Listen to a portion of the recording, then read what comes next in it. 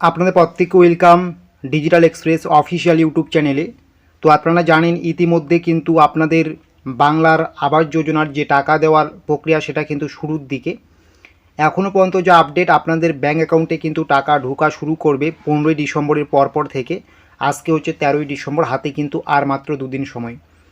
Already আপনাদের ফোনে কিন্তু এসএমএস চলে এসেছে, আপনারা কিন্তু সেই এসএমএস ভেরিফাই করে নিয়েছেন।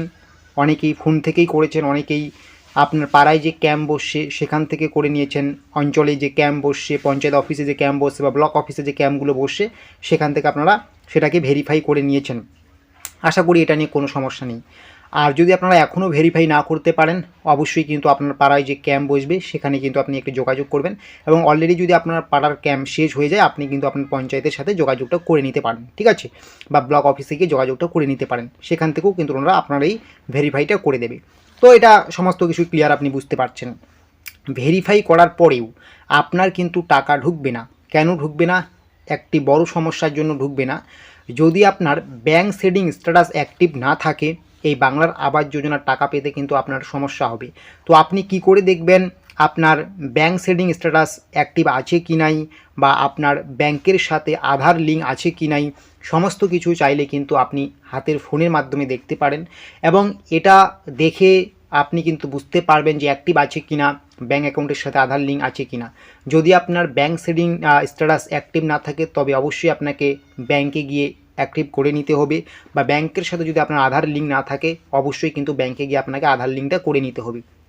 তো সবার আগে আপনাকে কিন্তু দেখতে হবে এই বাংলার আবাস যোজনার টাকা পেতে গিয়ে যে সমস্যাটা সবথেকে বড়, যেটা ব্যাঙ্ক সেভিং স্ট্যাটাস, সেটা ঠিক আছে কি না আপনার। সো সেটা দেখার জন্য আপনি কি করবেন? সেটা দেখার জন্য আপনারা কিন্তু মাই আধারের যে অফিসিয়াল ওয়েবসাইট আছে, এই যে দেখতে পাচ্ছেন মাই আধারের অফিসিয়াল ওয়েবসাইটে কিন্তু আপনারা আসবেন, ঠিক আছে। ক্রমে গিয়ে মাই আধার লিখলে চলে আসবে। এই ওয়েবসাইটে আসার পরে আপনারা কিন্তু এখানে একটা জায়গায় দেখবেন এই যে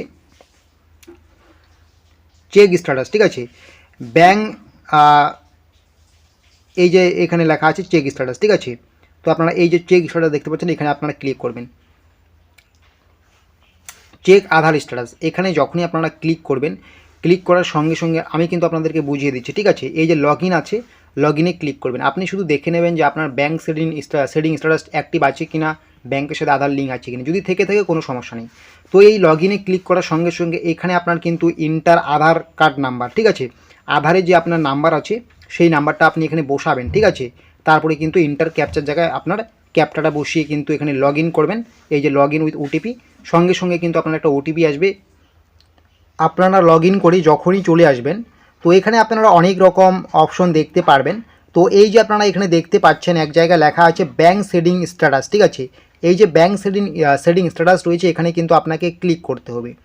এখানে যখনই আপনি ক্লিক করবেন, আপনার কিন্তু এখানে সমস্ত কিছুই দেখা হয়ে যাবে, ঠিক আছে, বা দেখতে পারবেন। যে এখানে দেখতে পাচ্ছেন congratulation your Aadhaar bank mapping has been done, ঠিক আছে। মানে আপনার কিন্তু আধারের সাথে ব্যাঙ্ক অ্যাকাউন্ট কিন্তু এখানে কিন্তু কানেক্ট বা লিঙ্ক আছে, ঠিক আছে।